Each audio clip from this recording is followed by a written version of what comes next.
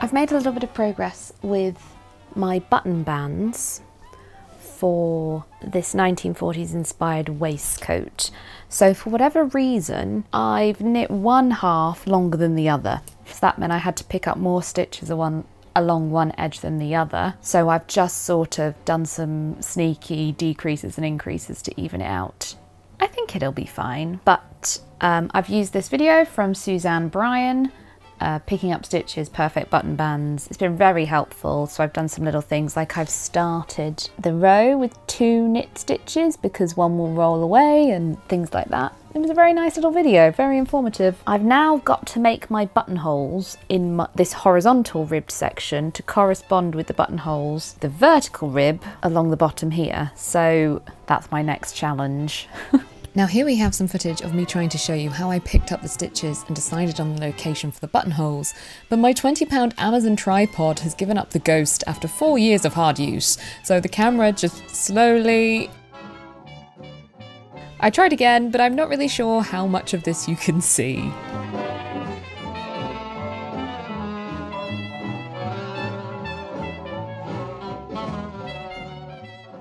So I have finally made a start on my Moan cardigan from Engineering Knits. So I've gotten as far as knitting the rib on both the main part of the body and for the sleeves. And I've done it like this because I'm having to use 2 dye lots for my main colour. See my previous video. And I sort of wanted to get a gauge of how much yarn it was going to take me to do the ribbing. So I've done the bottom, but there is also 2 button stands and a collar that I would need to do in this shade. But I have done the cuffs and the hem in less than 50 grams. I've got another 50 grams of this dye lot. So I think what I'm going to do is or at least try and do some maths and figure out whether I'm going to have enough for the collar and the button band. I think I will. My concern then is, even if I have enough of this dye lot, will I run out of my other dye lot for the main body? Because unfortunately, they are quite noticeably different. Huh? This one is lighter, this one. And no, that's not just the... Oh, maybe it is just the lighting. Anyway, I can tell the difference with the naked eye, so I don't want it to be too obvious if I can avoid it. So, this is my new gradient of colours. I wasn't sure where to put my new French lavender. I quite liked the idea of it sort of being dark green, light green, purple, and then grey, so that it looked in the, like, stalks of lavender would naturally. But because this is darker than this in tone, I actually think it looks better that way, so that we get a gradient of sort of light to dark. Yeah, I prefer that. So I think it's going to work. Does the purple really jump out there? Is the purple darker than that? Should it be that way? Is that better? They say, don't you, that you should take a black and white photo to figure these things out. So let's see. No, the green is definitely darker, but only just. So this is the order. So I'm about to start on the dots pattern on the main body. So that should give me an idea of how much yarn I'm going to need to complete like one repeat. The whole point of buying new yarn was so that hopefully I could have some projects where I didn't have all this headache and stress about yarn quantities and meterage and all that comes with stash busting. And yet still, I've bought new yarn for this project and I'm still in this position. So it turns out I've done this project wrong too. So I don't know what a tuck stitch is. Well, at least I thought I did. And I've done my first round of dots to see how I like my colour scheme. And I'm not thrilled with the purple. I do think it would have been better without it, but it is what it is. And anyway, I've gone wrong. So I wanted to double check my gauge, and I am still getting the gauge I was getting before, where 3 dots is 2.5 inches, not 3. But my row gauge was significantly longer. So wow, that's not great. And I realised it's because I've been doing these tuck stitches wrong. It's very subtle what I've been doing, but I've not actually been doing the tuck bit, so that's why it's longer. So I was like, oh God, I'm gonna have to rip all this out. But actually I've just done a little test and I can just ladder back and change the way I've done them so that they actually tuck on the back like that. Can you see that? So yes, that's a lot of laddering back I'd have to do, but it is still less work than ripping it all out and re-knitting it. My second dilemma for this is that I definitely don't have enough yarn. So this is 4 dots and it took me 1 ball of wool to get this far. So I've done the maths, and for this size, was like about 6,100 stitches I got out of 50 grams. Now I have to do this 3.5 times more. So each one of these is 1 ball of wool, and I have 1, 2, 3.5, let's say, of this left. That leaves me 2.5 for the sleeves. Maybe it will work. Bear with. So yes, 50 grams, 6,100 stitches, approximately. I need 3.5 for the rest of the body, which leaves me 2.5 for the sleeves. So 6,100 times 2.5 equals 15,250. Now, to knit the sleeves just to the sleeve cap shaping, it's 1,500 stitches. Can make the sleeves shorter, I guess. Could make the body shorter, make it more cropped, miss a repeat out. I don't know. But before I worry about any of that, I've got to redo all my tuck stitches. Oh, and again, here we go. Phew, hang on in there, little tripod.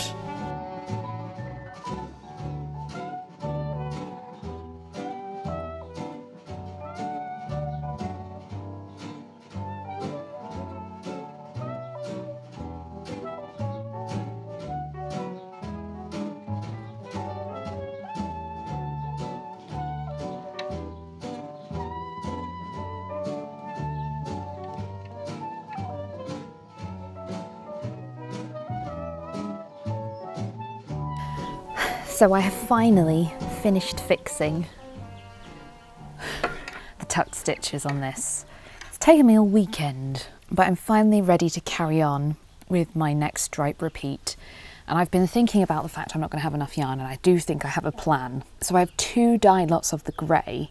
Between the 2 dye lots, I think I'll have enough. So what I'm going to do is, before I start on the sleeves, I'm going to finish the front, finish the body of the cardigan, and knit the button band and the collar to see how much of my second dye lot of grey I've got left. And then if a couple of stripes at the cuff of the sleeve are in the other dye lot of grey, I don't think that will be the end of the world, because as you can see, the grey is never really next to each other. I mean, apart from sort of over the little circles.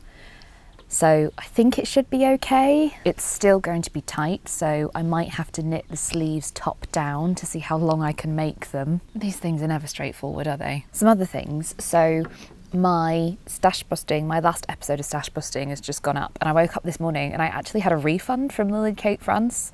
She just issued it through PayPal, and I saw she'd left a comment about, oh, the pattern is being updated, and I hadn't realised that. So that was nice. She didn't need to do that. But also a lot of you left some really insightful comments about dyslexia, knitting patterns, other sort of disabilities that affect your ability to read or comprehend information. So one of the things that somebody suggested was that, particularly, I got quite a few about wrong and right side. A lot of people talked about how confusing that is, and a lot of people suggested thinking about it as right side and worst side, so that you've got the W for WS. Somebody else also suggested thinking about it as they do in German, which means right and left side. But unfortunately, I have this sort of dyslexia where I can't tell my left from my right, so I don't think that's going to help me. But we'll see. I think I'll try and think of it as worst side and see how we go. A lot of people also suggested things like highlighting or circling the size you need. And it's one of those things, I don't know why I've never done that before, because I know that's a thing, but I think it's because, and I've done it on printed patterns before, but I think I've just gotten out of the habit of doing it because I'm either using original vintage patterns, in which case I don't want to write on them, or I'm using digital patterns these days. So some people said that they completely rewrite the entire pattern so that it's more friendly for them to read. And that's something I might contemplate doing as part of my pacing. So like on days when I can't knit, or on good days when I can use a computer, I might sort of do that for myself in the future. We'll see. But it was also reassuring to see that a lot of you also commented about your struggles with modern knitting patterns, and I'll have to look up who commented this, but somebody described it as a paint by numbers. Modern knitting patterns have become so jam-packed full of information, and in some ways that's a good thing because it's often more sizes, but also the instructions have become so specific, whereas in a vintage knitting pattern they might say something like work 1 by 1 rib for 4 inches. In a modern knitting pattern they will literally write it out like row 1 K, 1P, 1 star, repeat to end sort of thing. And while if you're a beginner that sort of information is really useful, if you're a more advanced knitter it just makes it more complicated than it needs to be. And as a result you get this incredibly detailed, zoomed in sort of picture, but a bit like when you zoom in, things get pixelated. The same thing sort of happens, so you can't visualize what you're doing. And I've realized a lot of my confusion or mistakes that I made when I'm using a modern knitting pattern is when they don't follow the established pattern of what I think, you know, the order of operations that I think a knitting pattern should be in from my experience, which is mostly vintage patterns. And it's, you know, it's because being dyslexic, I find interpreting written information difficult, so I'm relying on my previous experience, and I also am relying on my visual memory, because that is one of the pros, if you like, of having dyslexia. One of the reasons you struggle with written information is because you are good at 3D, in-person, practical, tangible objects. That's why I'm good at sewing, that's why I'm good at pattern drafting, that is why I'm good at knitting and enjoy it, is because my brain works on 3D planes and I have that shape and space perception that some people don't. But that does mean I do find it difficult to interpret written information into the way that my brain works, or is most compatible with my kind of brain. So for example, like with that slip over, I didn't realise, if you like, I was doing a border here and not a border around the neck, and that's where the confusion came. But that's because just from reading the written instructions I couldn't visualise what I was being asked to do. And because I'm working on Moan today, I've looked at Micah's pattern from Engineering Knits. You won't be able to see it if I hold it up, but that she includes little diagrams, so when you split for the front and back and the fronts and back, she includes a diagram so you know what you're doing. And it's one of those things, I really appreciated that, because although I know that a lot of cardigans are made that way, there is still something about, you get to a point and you're asked to do some random decreasing or cast off stitches and you're like, why am I doing that? Why do I need to do that? And not understanding why, or needing to know why before you can do something, is a very neurodivergent thing anyway, not just dyslexic. Like, okay, why are you asking me to do that? You know, it's got to make sense to me for me to be able to do it. I can't just do it blindly because I don't know what's happening. So I think going forward, I won't just write out instructions and knitting patterns. I'll try and read through the whole thing and see if I can draw some diagrams too. And I know one of the things that always trips me up is if I'm doing a seamless top-down construction, the right and left shoulder, the right and wrong side, and getting them to line up and join up and everything. I just cannot when it's written flat, because I'm not familiar enough with it as a technique. I get so lost as to where I'm knitting. You know, I'm like, is this the armhole? Is this the neck hole? I don't know. So diagrams I think will really help with that, and so I can sort of have an arrow which is like, you're starting here, or this is this bit. I'm still learning how to navigate a lot of things around my disability, because my disability changes every day, changes week to week, year to year. The symptoms I experience now as a disabled person are very different to the symptoms I experienced 3 years ago, 5 years ago, 10 years ago. So I have to keep everything under review. Just because there was a time in my life when I could read a pattern and didn't have to underline which size I was making, the fact that I need to do it now is not better or worse, it's just different. And you've got to do what you've got to do to keep doing the things that you love. So in the same way that I didn't need a wheelchair 5 years ago and I do now, if I have to underline things in a knitting pattern. If it means I get to keep on knitting, that's what I'll have to do. Hello. So my mown progress.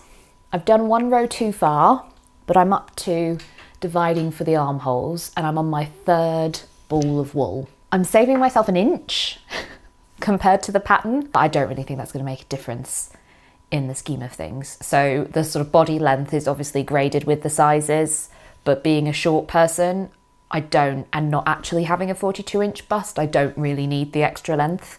And my row gauge is about right compared to my stitch gauge, which is massively out knitting. So I think now I'm dividing for the front. I'm not sure I love my colour scheme. It's reading very Halloween to me. And I don't really like Halloween. What do you think? I mean, I'm still gonna wear it, who am I kidding? Yes, so I misinterpreted the instructions and I've done one row too many. So I need to unpick the last purl row and then we're dividing to make the fronts and the backs and everything. So I'm I've tried to do more maths and I just can't get my head around it. Yes, I could make a spreadsheet. I was gonna say, I can't be bothered, maybe I should. Maybe I should actually make a spreadsheet and figure out how many stitches I'm getting out of a ball of wool and whether this is even worth it. Because the thing is, I considered knitting the sleeves top down, but I think that it's just going to look really visually different with the dots pattern if I do it the other way around, because it's hardly noticeable, but it matters to me. So I don't really want to knit the sleeves top down. So I'm just gonna have to figure it out. Oh, okay. Do I unpick this row first or do I do the spreadsheet first?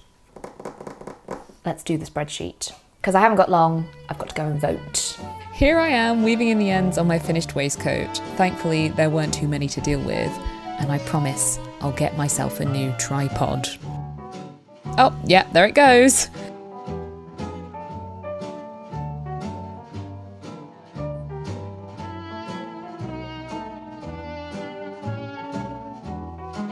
And again.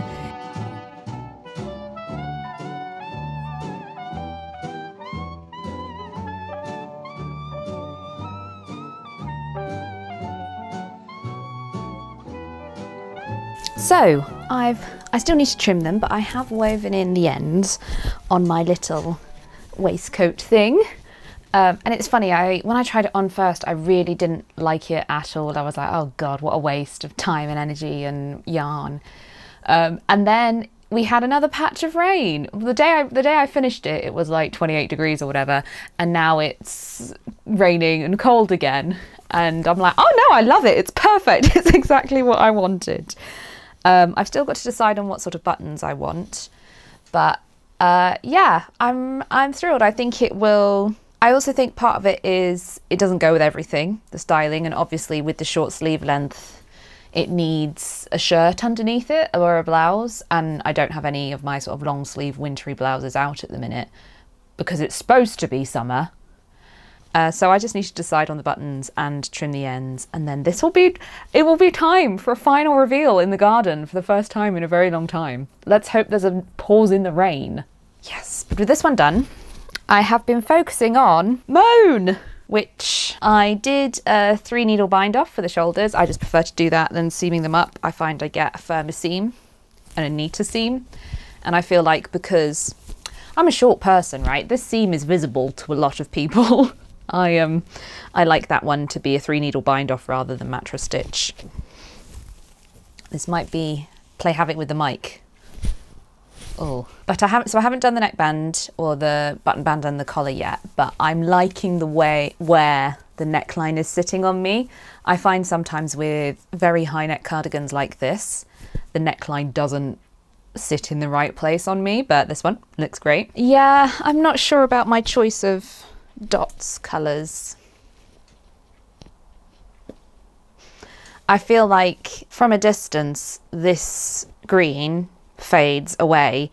This is fine, but then these two just really pop, and I wanted a much more gradual gradient than that, which is a bit of a shame, but oh well. And yeah, I do feel it does have that sort of like commercial American Halloween witch costume. It's often these sort of purples and greens, isn't it? And black. So maybe again when October rolls around I'll feel differently about it. But I am now onto the sleeves, and by my calculations I've gone backwards and forwards about 12 times on this, but I think I am going to have enough yarn of my first dye lot to complete the sleeves, and then the second dye lot will just be the button stand and the collar. By my maths I needed 3 and 3.75 balls of wool, and I've definitely got that.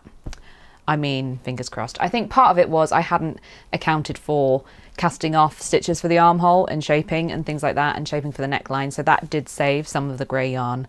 So hopefully it'll be enough. But I'm in a complete tangle. I'm knitting the sleeves 2 at a time from either end of the skeins, so that I definitely know where I am with the yarn, at least, even if I do run out.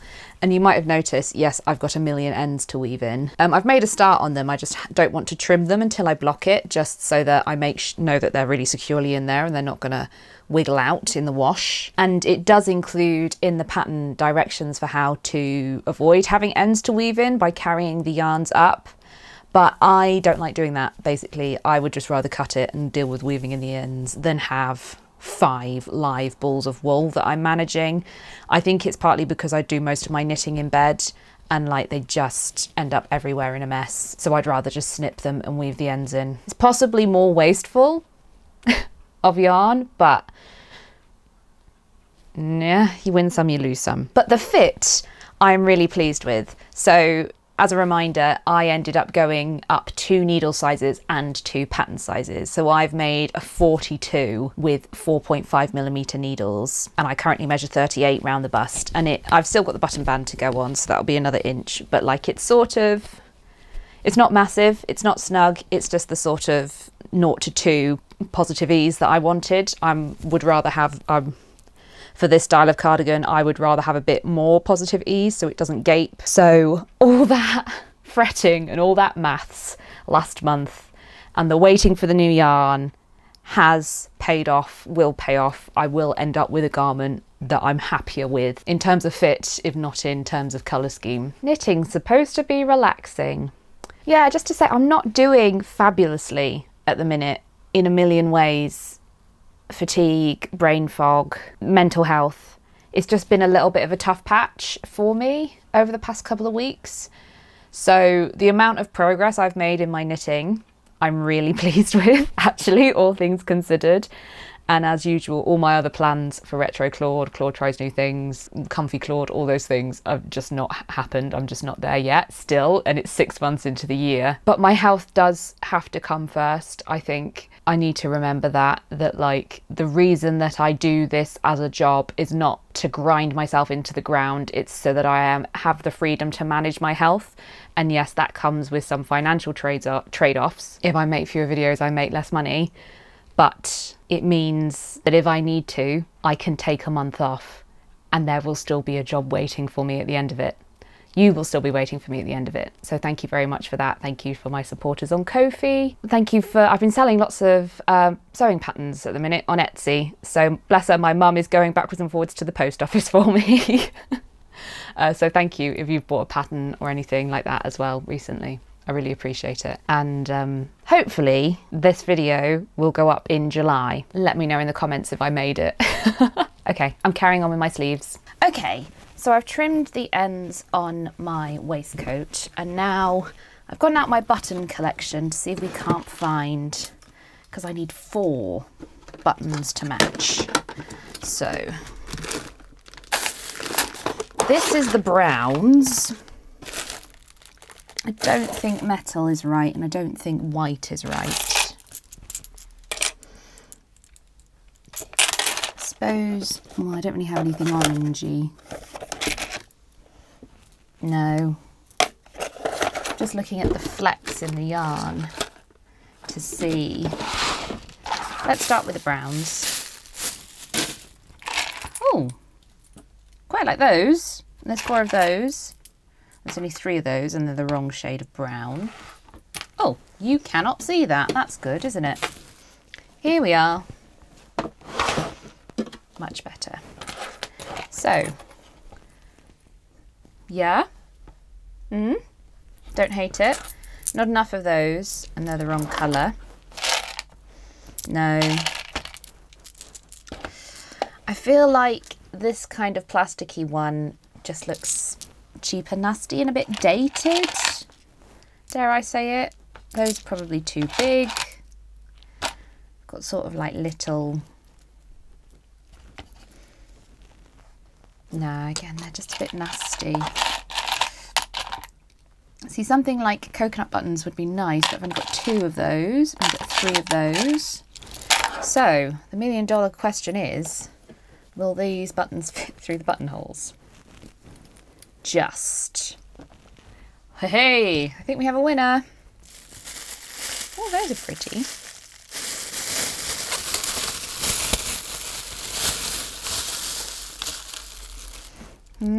How many of those do I have? They're slightly smaller. No, I don't like that as much. Oh, I quite like these domed ones. Oh, I think they're just the wrong shade of brown. They're a bit darker.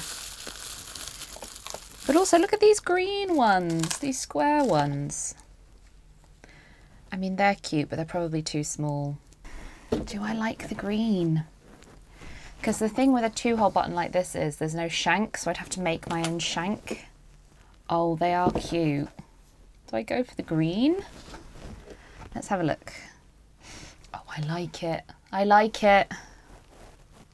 All right, decision made. I'm glad I opened that bag. No, they're too light. Yeah, definitely these. So I was sure I had some brown buttonhole thread, but apparently I don't. So instead I'm using black linen upholstery thread. Oh, I've zoomed in so it won't autofocus. There we go. So I don't expect these buttons will be under a massive amount of tension, but it is nice to just use something a bit sturdier. And of course this worsted weight yarn was not going to fit through the shank of these buttons. So we're working with what we've got. And now my only dilemma is making sure I put the buttons in the right place so that it fits and that the buttonholes line up. So I've started with the obvious one, which is in the rib to go through there. It's covered in dog hair. This is my life now. Oh, I like that though, that's cute. Okay. And sure, I could have used a silk or something prettier, but... Oh, I'm stressed. Don't think the yarn will fit through there a second time or a third time.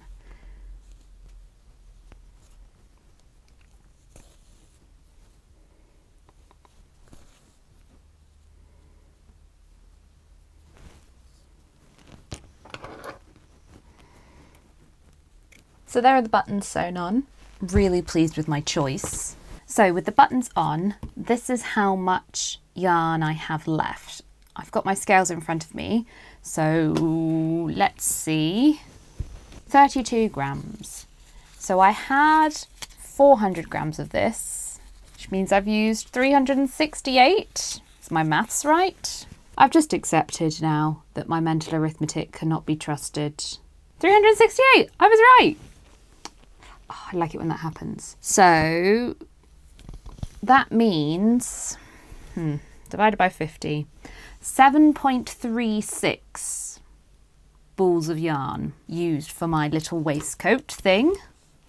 But I've also made a couple of hexie puffs over the past couple of months, which I don't think I've counted off the stash yet. So I don't know how much yarn I've used. Apparently 3 grams. That can't be right. This must not have been 100. Okay, well, let's just not count those hexie puffs then, shall we? That's a shame. But I was at 142.75. So if we say 7 1/4, I'm rounding down ever so slightly for the 1940s waistcoat. I know it wasn't actually an 80s pattern, but it was an 80s does 40s pattern, so I'm counting it.